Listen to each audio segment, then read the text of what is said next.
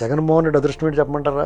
న్యాయమూర్తులకు కానీ దర్యాప్తు సంస్థలకు కానీ ఇతను ఏ కేసులో అరెస్ట్ చేయాలో కన్ఫ్యూజ్ వచ్చేది వాళ్ళకి, ఈ గ్యాంగ్ని. ఎందుకంటే ఖచ్చితంగా వివేకానంద రెడ్డి గారు మర్డర్ కేసులో ఇతను ఉంటాడు, అక్రమాస్తుల కేసులో ఆల్రెడీ ఉన్నాడు, మద్యం స్కామ్లో ఉన్నాడు.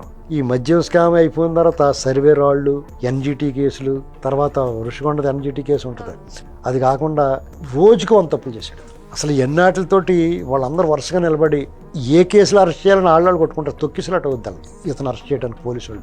అంత దారుణమైన నేరాలు చేశాడు. నేరమయ్యే ప్రపంచం, నేర స్వభావం, క్రూరమైన బుద్ధి, పైశాచిక మనస్తత్వం.